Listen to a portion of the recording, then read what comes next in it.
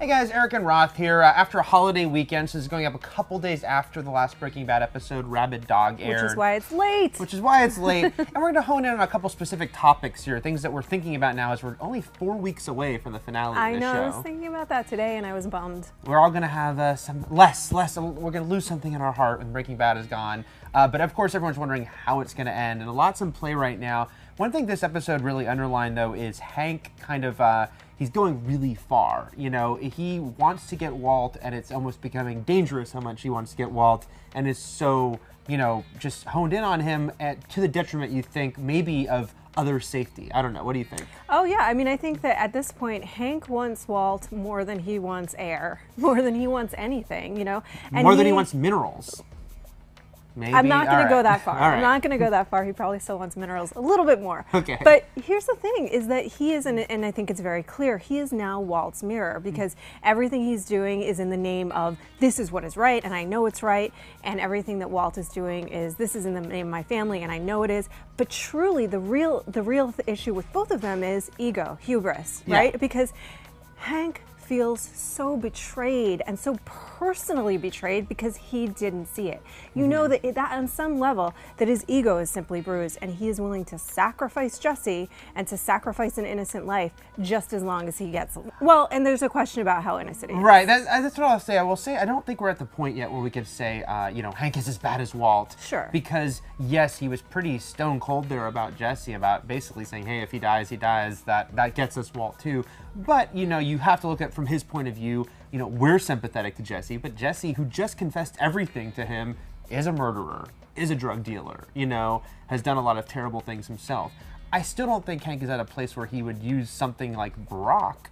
But, you know, you do wonder, like, just how far will he go from what was his moral center? No, and I don't think he is anything. I don't think he is that far, and he would use a real innocent child at this point. But I think that his fervor has overtaken him to the degree that Walt's fervor overtook him. I do. I think that his thirst for, it's not justice, it is revenge. One of the things that people have brought up, and we don't know that this is true, is that it doesn't look like he's even looking for Walt's co-conspirators in the prison murders. No. He may be.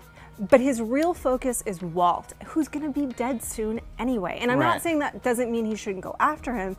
It just seems that the focus is so narrow that he's missing the bigger picture in some way, and that it is no longer about justice or some lofty idea. It's about him being personally offended. Oh yeah, he's not being a good cop here, that's for sure, because it is become so personal for him and is such a vendetta. At least he brought in Gomez this week. You know, he hadn't even brought in anyone else until this point. So now I would love to see that conversation. Yeah, me too, me too. So at least he did bring him in. I think that's one of the things, by the way, of having so few episodes left, is they kind of have to skip those beats. But he's still not doing it the right way, that's for sure. Now, you have a theory here, because clearly, you know, he is not treading lightly. He is escalating the hell out of the situation, which is going to force Walter White, we know, doesn't back down. And you have an idea about where this might all be going as far as this showdown between the two of them. I do. I think that one of the things that we really learned about Breaking Bad is that they're not sort of throwing in plot points willy-nilly. They're not just throwing things in and never coming back to it. There's things that they come back to a couple years later, a couple seasons later. So one of the things that struck me, and I think struck probably a few people, was Marie talking about researching poison online. Well, not only is that a big character beat for her, because she is now equally obsessed with vengeance. Oh, yeah. Does it bad for Walt? Cool. I don't care about anything else. I'm staying and giving him lasagna. Right, you right. know? But the thing to me is how I think that's going to maybe circle back around. Again, it serves two purposes. We see Skyler's totally over the line. Everybody's crossed the line this episode except for Walt Jr. Except for Walt Jr. Whose only purpose is to show how bad the rest of them are. To eat breakfast and to show how bad things are, yeah. I still think it's about the cancer. Right. It's not. I think that Walt will, in the end, use the poison against himself just as one last FU to Hank and Marie to set them up. And I think that's a really interesting theory, because, you know, there's no way out of this where Walt lives when you really think about it. Even if he gets arrested, it's like, and then he dies 6 months later, unless there's a miracle cure, which they're not going to do. He's going to die at the end of this story. So the how he dies is a question, where he is when he dies. And that's an interesting theory, because it would be Walt's victory, you know, he's still going to die. He can't avoid that. But it would be, you know, he would win at the end. Heisenberg would win. And that's the question is, is Vince Gilligan going to go for that darkened ending? Certainly he could.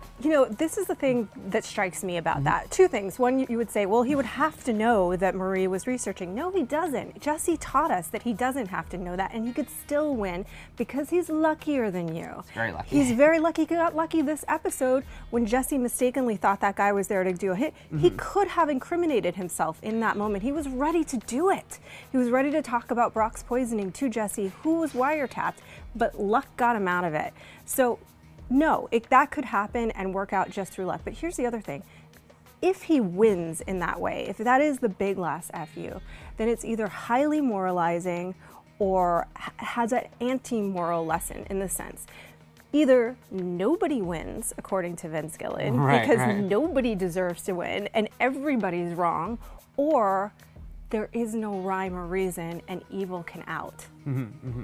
I think it's awesome. You can interpret it either way. Yeah, I don't know if he'll go for that. I just don't feel Vince Gilligan is that sort of nihilistic or dark a person, but you never know. And the story certainly has taken dark turns. And I wonder, with the whole thing with Heisenberg's name written on the house and whatnot, how, and the neighbor Karen dropping her groceries, it seems like everyone kind of knows the truth about him, or at least a story they've heard. Yeah. That still doesn't mean, though, the Ricin, I do think it's a good chance it's for himself, because why did he go there so specifically for that? There's a lot of ways to kill yourself, but there's also a lot of ways to kill other people, because everyone was thought he's getting the Ricin for someone, whether it's like, probably Hank or Jesse or Skylar's betrayed him.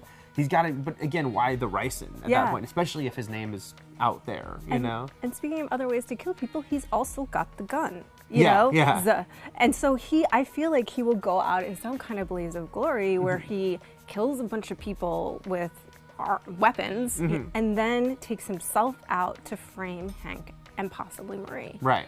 And it would be convoluted, but we know Breaking Bad can get convoluted. We've already talked about the Ricin alone. Its original backstory is very convoluted, and Walter White is a very ingenious and very diabolical person. He is the devil. He is the devil, yes. So, we got plenty of theories. I know you do too. Let us know, who do you think the Ricin is for at this point? There's a lot of options. You think it's for Walter himself? Let us know in the comments. We'll be back next week to talk more Breaking Bad.